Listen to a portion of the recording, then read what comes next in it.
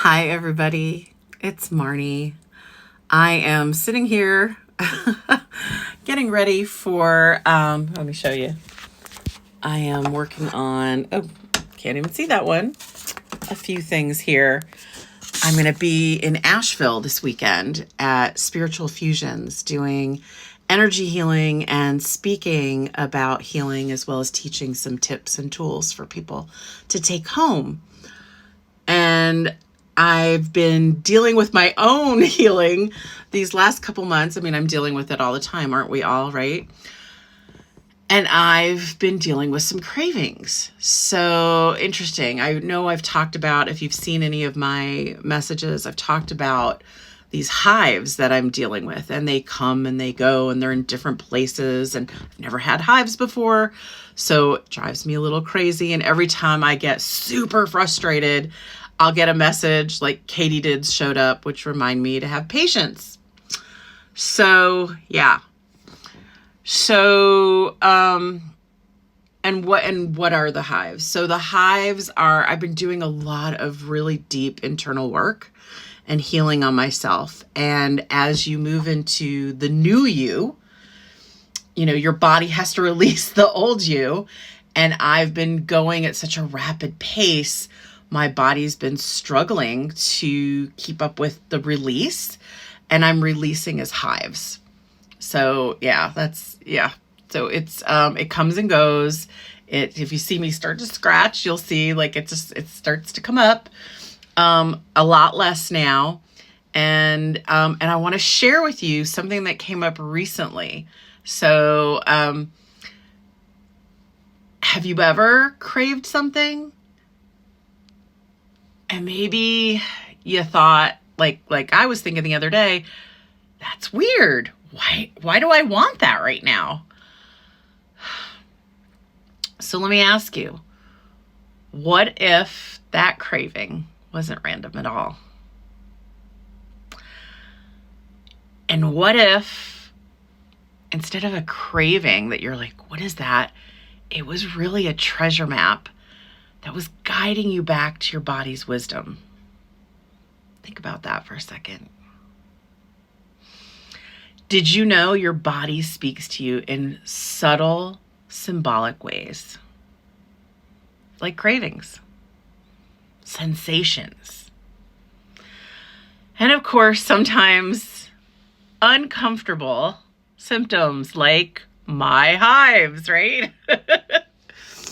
But when you slow down just enough to listen to the signals, every signal becomes a message, and it's leading you to the treasure. Okay, so I'm going to tell you about this recent craving that I had and the message that came through loud and clear. Out of nowhere, recently, I started to crave rosemary. It wasn't just the scent of rosemary. It was the taste, the warmth of it in food. I was just, and I don't crave rosemary. I like rosemary, but I don't really crave it. And around the same time, I noticed I was having a wave of heartburn. And I don't typically get heartburn. And then the migrating hives that I've had started coming across my abdomen, my belly, and the middle of my back. So and up in here, my heart's the chest space. So those are the areas that are deeply connected to solar plexus, to the heart, and the sacral chakras. Now, here's what I know with rosemary. As a certified essential oil specialist, rosemary supports digestion, it supports circulation. But energetically, as a healer, I know that it speaks to clarity, it speaks to courage, and it speaks to the release of control. Woo! Ding, ding, ding, ding for me. The solar plexus governs trust, self-worth, value, and power, personal power. The heart represents flow, surrender, love, acceptance.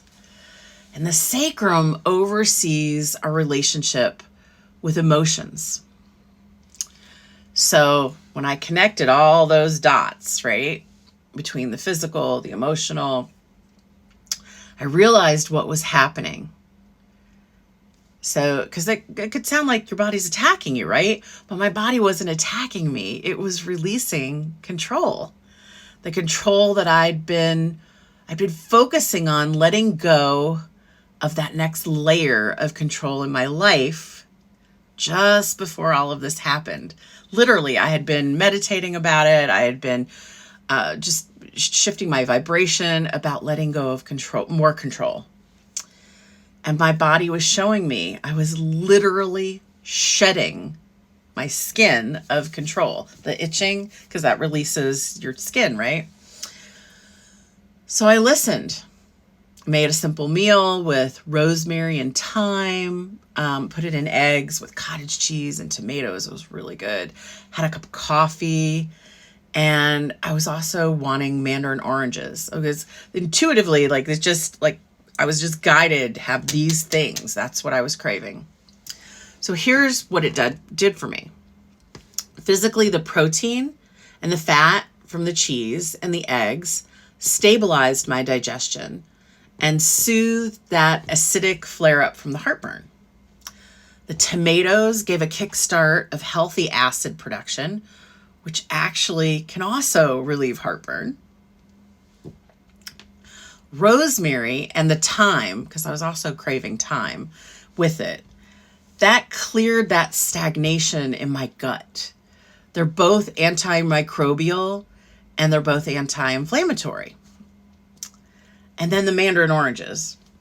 The mandarins helped alkalize and cleanse. And then the coffee got the digestion moving, if you know what I mean. Now, energetically, the rosemary brought clarity and courage, while the thyme really helped release grief and unspoken emotion. And I want to say something about, because grief is another word for loss. So, and then unspoken emotion. So really shifting my energy and restoring balance.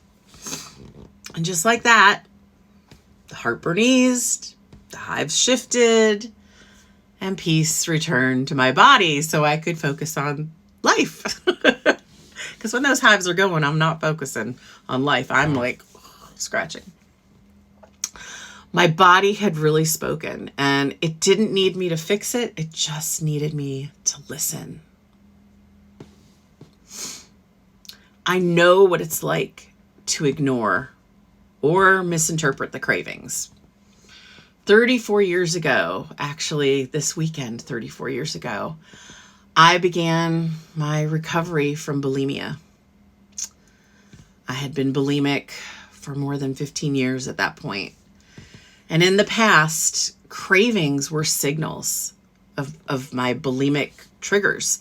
I used to numb, I'd binge, and I avoided feeling and dealing with pretty much anything that was triggering me. Through energy healing and other meditative, mindful tools, the way I experience cravings today is so completely different. They're subtle, they're specific, and they're full of messages, and they guide me to do really what my body, my mind, and my energy need, rather than moving away from the discomfort, rather than, like the discomfort. That shift is what turns cravings from this old stuck energy into the treasure map I referred to earlier for growth and presence. Such a difference in the way I live my life. And I'm sharing this with you because so many of us rush past these subtle signals. The cravings, the sensations, the flare-ups. And if you're not rushing through it, maybe you're just on autopilot. You're trying to fix it, to suppress it, or explain it away as, oh, I'm aging, or I'm this, or I'm that. But really what's going on is your body is always communicating. Every symptom, every craving, every twinge is a part of this conversation between you, your body, and your energy. And when you learn to listen, you uncover guidance. More accurately, the guidance than any outside source and anything outside you, another person, a book, and anything else, because it's you talking to you. So next time you feel a craving or a symptom that catches your attention, I invite you to pause and ask, what am I craving beyond food? What emotion or truth is ready to surface? Where can I soften my grip and let life flow again? Your body is a map. Your cravings are the clues. In my own recovery, cravings were once those signals to numb and avoid my feelings. But today, they're invitations to presence, to be in the now, and to release and get clear. I urge you to follow your craving clues or ask for guidance from me in a session. Those clues, they'll lead you to the treasure, and you'll feel wonderful. Have a great day. Contact me if you need any help, or come see me in Asheville this weekend. It's at the AB Tech Conference Center, Spiritual Fusions. Get online, get your ticket now. Bye.